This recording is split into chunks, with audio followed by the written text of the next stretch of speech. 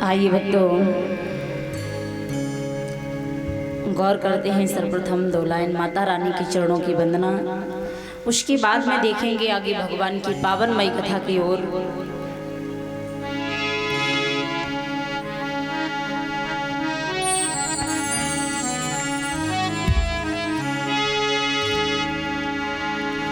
मां शारदे तुम्हें आना होगा, बीड़ा मधुर बजाना होगा।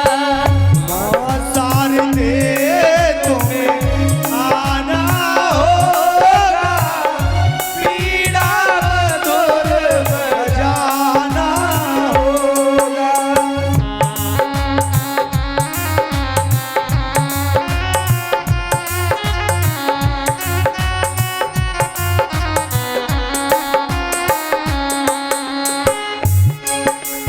मां शारदे तुम्हें आना होगा, बीड़ा मधुर बजाना होगा। मां शारदे तुम्हें आना होगा, बीड़ा मधुर बजाना होगा।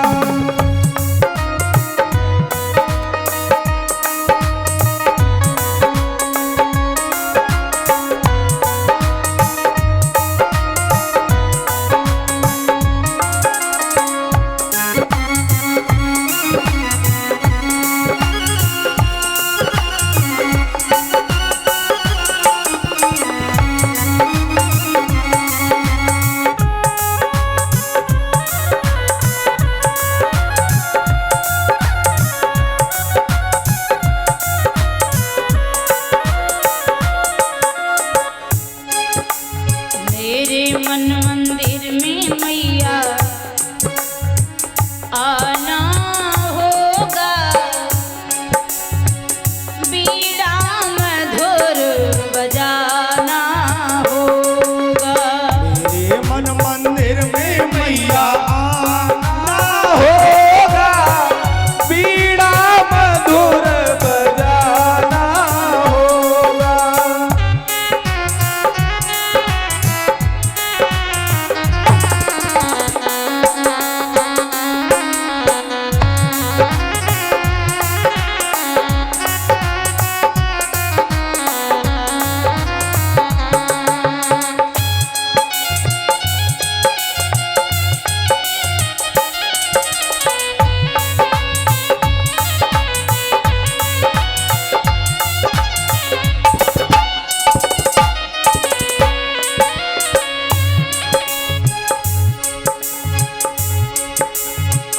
तेरे बिन मैया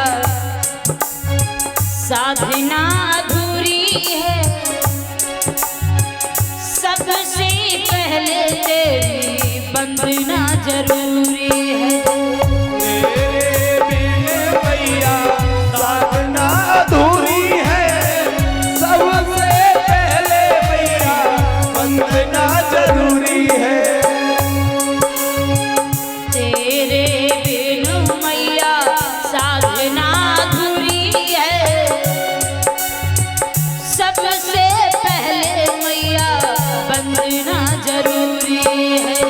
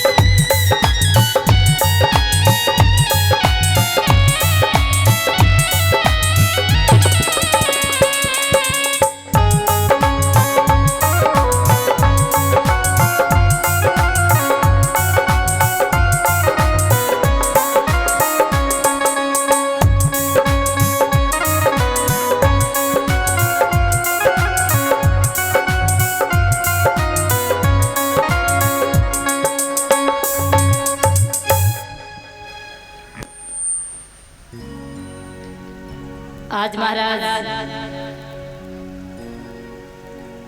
भगवान की पावनमय कथा को चलते चलते आज कथा का तृतीय दिवस व्यतीत होने के लिए जा रहा है।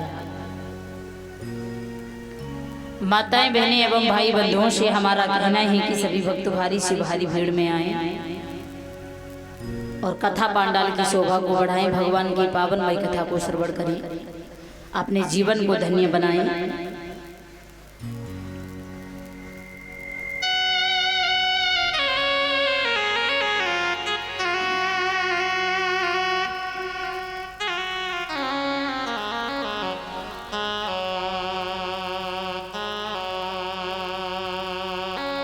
गौर करेंगे महाराज, ये श्रीमद् भागवत कथा जो है श्री सूत जी 88,000 ऋषियों को समझा रहे हैं और व्यास जी ने श्रीमद् भागवत कथा को अपने मुखार विंद से सभी भक्तों को श्रवण कराया।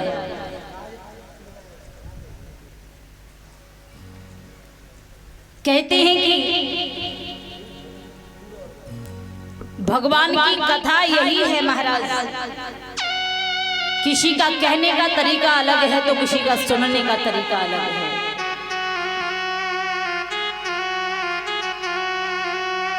किसी का कहने का तरीका अलग है तो किसी के सुनने का तरीका अलग है। कोई चाहता है कि भगवान की कथा में मनोरंजन हो,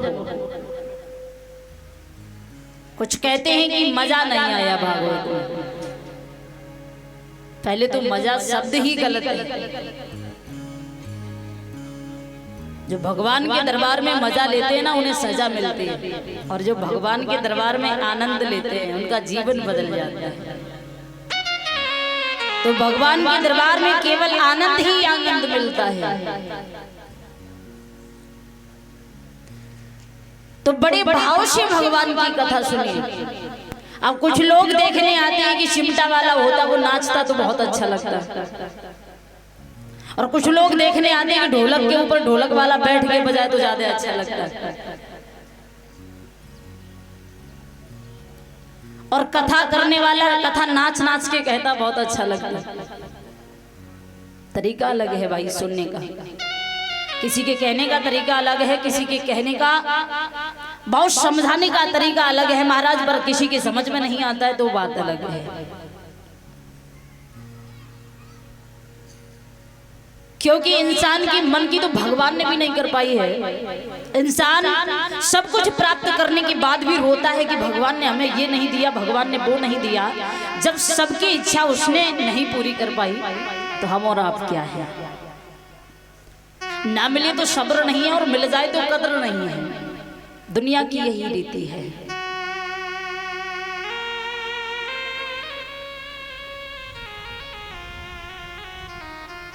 पर ये श्रीमद् भागवत कथा जो है,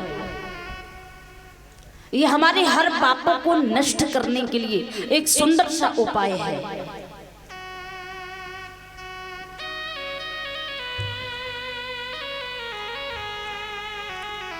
भागवत के प्रथम खंड का 11वां श्लोक, जिसमें श्री सुखदेव जी ने बताया है कि कलियुग के जो पाप हो रहे हैं उन्हें नष्ट करने के लिए केवल एक श्रीमद् भागवत कथा है। काल व्याल मुख गिराश त्राश निरडाश हेतवे श्रीमद् भागवतम शास्त्रम कलो कीरीड़ भाषितम। श्री सुखदेव जी ने इस कलयुग के जीवों के काल रूपी शर्व के मुख का ग्रास त्रास करने के लिए श्रीमद् भागवत कथा का निर्माण किया है।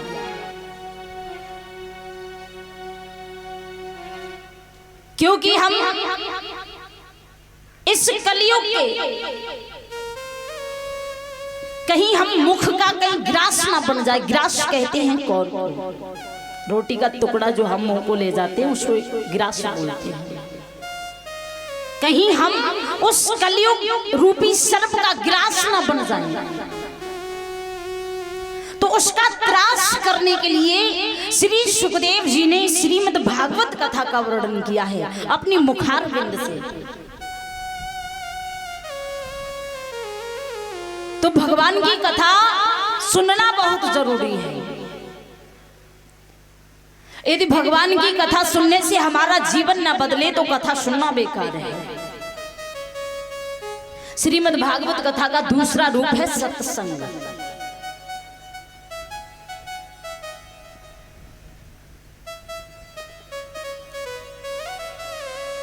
तो महाराज हमेशा सत्संग में जाओ, अच्छे लोगों की सत्संगी करो, अच्छे लोगों का साथ लीजिए। जब अच्छे लोगों की संगति करेंगे आप तो अपने ही आपके विचार बदलने लगेंगे।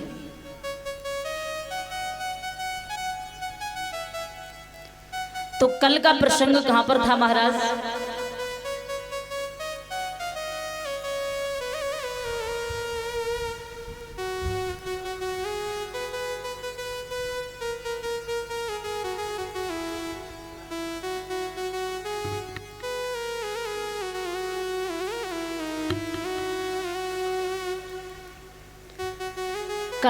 कल का प्रसंग चल रहा था। महाराज परीक्षित उस कलयुग को समझा रहे हैं, हे कलयुग, यदि हम आपको मार नहीं सकते तो हर जगह जीने का अधिकार नहीं दे सकते। तो कलयुग ने महाराज परीक्षित से कहा है कि यदि हम हर जगह जी नहीं सकते हैं तो कोई तो स्थान दीजिए।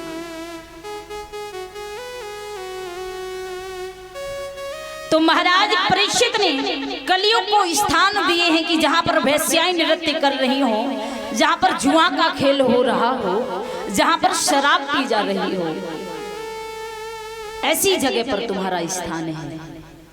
कलयुग ने जवाब दिया, महाराज कोई और भी स्थान दीजिए जहां पर हम चैन की नींद सो सके।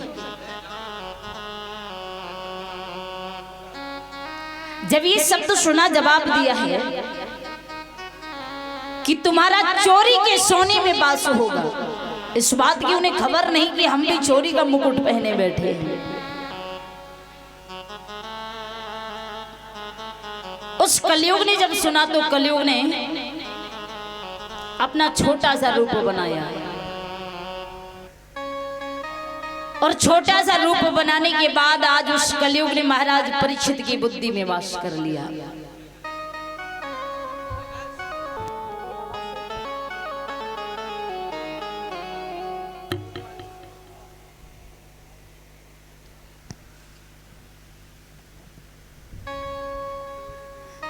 जब कलयुग का वास हुआ, कम कर दे,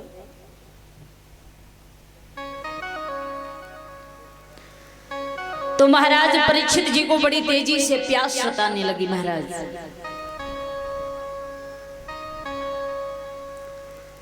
तो पानी की तलाश करते करते महाराज परीक्षित जंगल की ओर बढ़े हैं। जैसे ही आगे बढ़े तो क्या देखा कि एक लोमिश ऋषि का आश्रम बना था। लोमिश ऋषि जी बैठे भगवान की भक्ति में लीन थे। जब उस स्थान पर पहुंचे हैं महाराज परीक्षित जी ने चारों ओर नजर घुमाई, मन में विचार किया ये तो कोई ढोंगी महात्मा है, इसने हमें देख करके अपने नेत्र बंद कर लिए। उसी समय महाराज चारों ओर नजर घुमाई, क्या देखा कि आश्रम पर एक मरा हुआ सर्प पड़ा था। उस मरे हुए सर्प को तलवार से उठा करके महाराज परीक्षित ने लोमिश ऋषि के गले में डाल दिया। और जब लोमिश ऋषि के गले में वह मरा हुआ सर्प डाला तो श्रृंगी ऋषि को जब पता चला तो श्रृंगी ऋषि ने श्राप दिया है, हे महाराज परीक्षित, जिस घमंड के कारण आपने महाराज लोमिश ऋषि का अपमान किया है उसी के कारण हम आपको श्राप देते हैं कि जिस सर्प को आपने महाराज लोमिश ऋषि के गले में डाला है वही सर्प 7वें दिन जीवित होकर के आपको डसेगा। पर महाराज परीक्षित तो वहां से चले गए थे। जब लोमिश ऋषि की तपस्या संपूर्ण हुई, उन्होंने अपने एक शिष्य को अपने पास बुलाया और समझा करके कहा है, जाओ बेटा आप जाकर के महाराज परीक्षित को बताओ कि उनसे अनजाने में एक बहुत बड़ा पाप हो गया है, और उस पाप के कारण श्रृंगी ऋषि ने उन्हें श्राप दे दिया है कि 7वें दिन तक्षक जीवित होकर के महाराज परीक्षित को डसेगा, और जिसे भी सर्प डस लेता है वो नरक की योनि में जाता है। यदि महाराज परीक्षित मोक्ष की प्राप्ति करना चाहते हैं तो भगवान की पावनमयी कथा को श्रवण करें।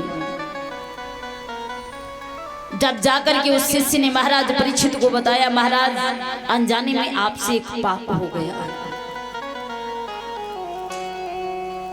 जिस पाप को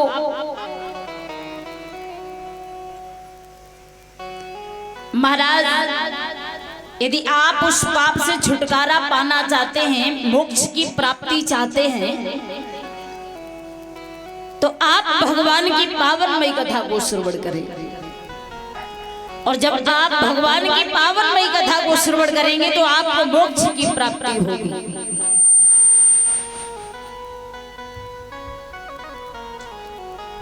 जब महाराज परीक्षित जी को पता चला कि हमसे अनजाने में एक पाप हो गया है जिसका फल हमें मिल चुका है,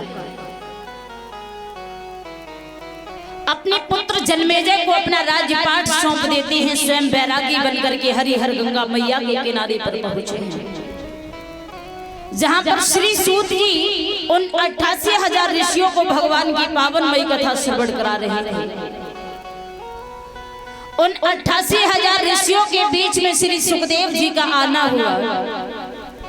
जब उन ऋषियों ने श्री सुखदेव जी को आते हुए देखा, खड़े होकर के सभी ऋषियों ने उनका सम्मान किया है, उन्हें उच्च स्थान पर बिठाया है। वो तो परम ज्ञानी थे, और श्री सुखदेव जी कोई साधारण व्यक्ति नहीं, भगवान का स्वरूप थे।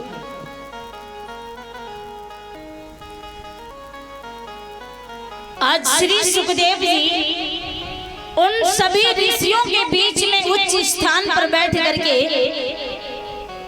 और भगवान की कथाओं का वर्णन करने लगे। जब महाराज परीक्षित पर नजर पड़ी तो पूछने लगे हैं, कहिए महाराज, आप तो राजा थे लेकिन आप बैरागी बनकर के भगवान की शरण में आए, क्या कारण है? जवाब दिया है, हे भगवान, हम आपकी शरण में इसलिए आए हैं कि आप यदि हमें भगवान की कथा श्रवण कराएंगे तो हमें मोक्ष की प्राप्ति होगी, और मोक्ष की प्राप्ति के लिए भगवान हमने आपकी शरण ली है। आज श्री सुखदेव जी ने समझा करके कहा है, हे राजन परीक्षित, जब आपने अपना राज्यपाठ त्याग दिया है, जब तन यहाँ है तो मन भी यही रखना, आपको मोक्ष की प्राप्ति अवश्य हो।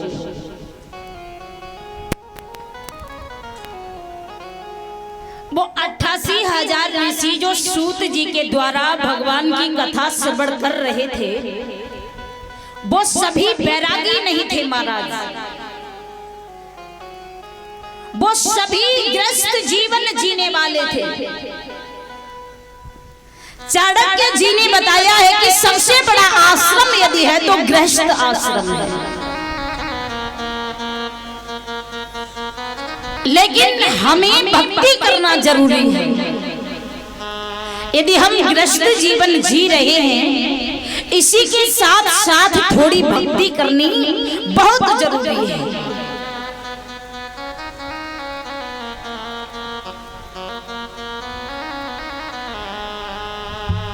आज श्री सुखदेव जी महाराज परीक्षित जी को कथा श्रवण कराने लगे हैं।